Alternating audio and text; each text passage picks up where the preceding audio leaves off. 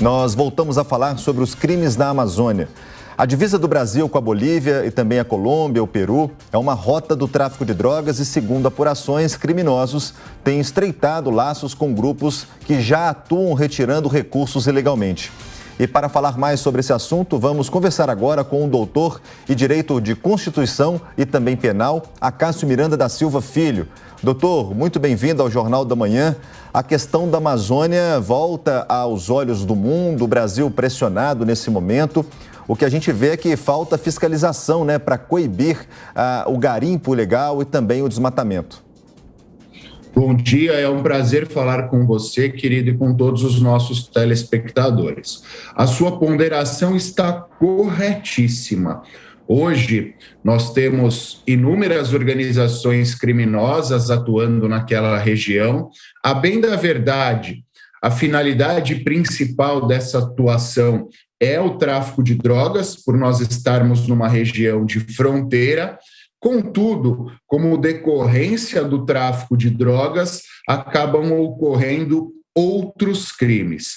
E como você também bem ponderou, hoje há uma falha nesse sistema de investigação ou de fiscalização. As autoridades, sejam elas policiais, sejam elas administrativas, têm pecado nessa atuação. O crime organizado, a bem da verdade, tem superado e muito os órgãos estatais. Roberto Mota. Bom dia, doutor Acácio. Há muito se fala sobre uma aliança entre a guerrilha de esquerda naquela região e o tráfico de drogas. E agora parece que está surgindo também uma aliança entre tráfico de drogas e alguns grupos que exploram garimpo naquela região. Qual é o perigo real ali? O perigo já existe há algumas décadas. Você também bem pondera. Os grupos guerrilheiros lá atrás, eles viram no tráfico de drogas uma fonte de manutenção e de sustento. E no decorrer do tempo, eles deixaram, inclusive, de defender as suas bandeiras ideológicas e passaram a viver única e exclusivamente do tráfico.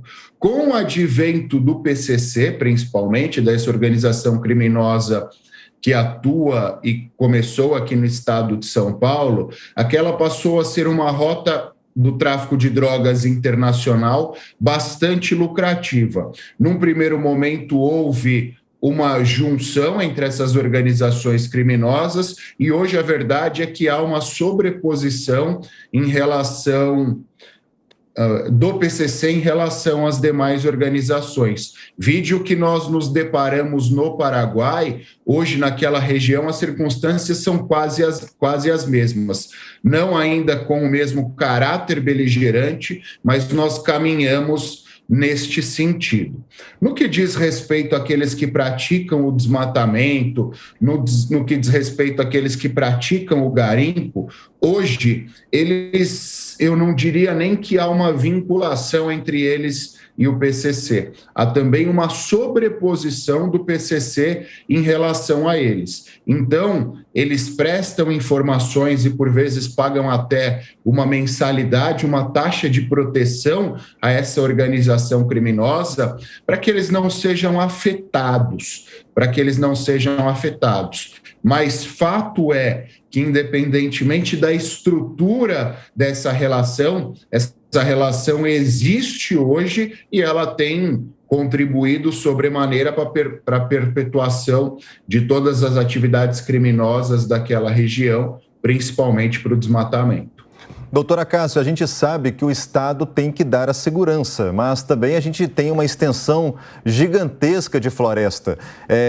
Quem é mais responsável para a fiscalização? O governo federal, o Estado, ou tem que ser uma ação conjunta? Claro, também de fazer uma ação conjunta com os países da Tríplice Fronteira. Eu sou contrário, confesso a vocês, a atribuirmos responsabilidade a um único órgão, a um único ente público. Uma vez que, quando nós pensamos num Estado federado como o nosso, são todos responsáveis. A União, os Estados e os municípios. E nós também, que estamos na ponta, também temos a nossa parcela de responsabilidade. Contudo, quando nós pensamos exclusivamente no caso da Amazônia, há responsabilidade por parte do governo federal, uma vez que nós estamos falando de uma região que compõe a fronteira com inúmeros países e é uma região importante para a nossa soberania, inclusive. Então, deveria haver uma ação mais contundente por parte das Forças Armadas, por parte da Polícia Federal e dos demais órgãos fiscalizatórios do governo federal. Mas é óbvio, com a atuação conjunta de todos os estados que estão envolvidos naquela circunstância, com a atuação conjunta dos municípios que estão envolvidos naquelas circunstâncias e também do nosso Ministério das Relações Exteriores, para que os países que fazem fronteira com aquela região também contribuam nessa fiscalização. Roberto Mota. Doutora Cássio, o Brasil é um país marcado pela impunidade, né? Nós já tivemos 65 mil assassinatos em um ano, em 2017. Hoje a gente ainda tem 41 mil homicídios por ano. 92% desses homicídios nunca são solucionados. 98% dos assaltos, né? Em 98% dos assaltos, o criminoso nunca é descoberto. Só a cidade do Rio de Janeiro tem hoje, município, né? Tem 1.400 favelas dominadas pelo narcotráfico. O PCC já parou a própria cidade de São Paulo 2 vezes, né? Muita gente diz que o nosso sistema de justiça criminal faliu. A pergunta é, se nós não conseguimos supremacia sobre o crime nas nossas principais metrópoles, que esperança que nós temos de fazer isso nos confins da Amazônia? Eu acho que, Roberto, é uma conjunção de elementos. Você tem toda a razão ao dizer que nós falhamos isso em relação ao combate ao crime nos grandes centros. Até porque quando nós pensamos nos homicídios, quando nós pensamos nos roubos e nós pensamos nas falhas do nosso sistema criminal, isso também está muito associado aos problemas sociais dos grandes centros urbanos.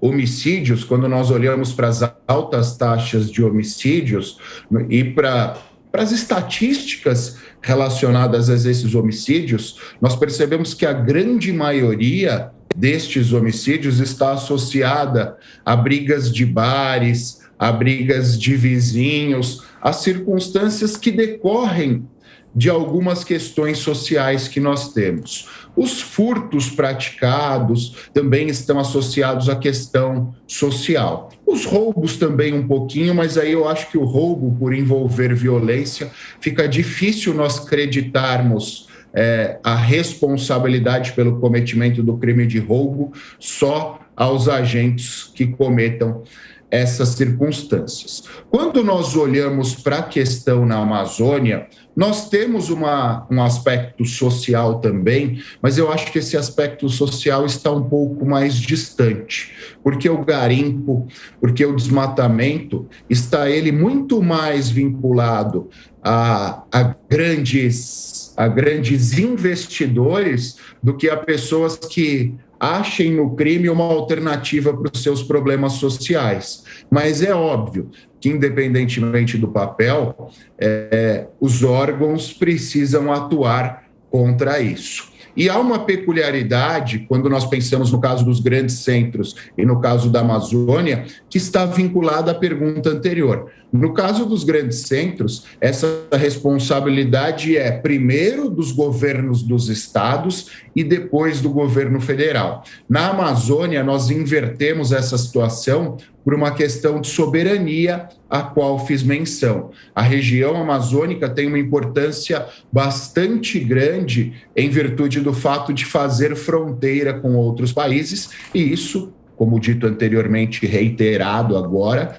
é importante para a nossa soberania. Mas eu também devo reafirmar o que foi dito anteriormente. é uma conjunção de elementos que devem atuar no combate à criminalidade, seja ela nos grandes centros, seja ela na região amazônica.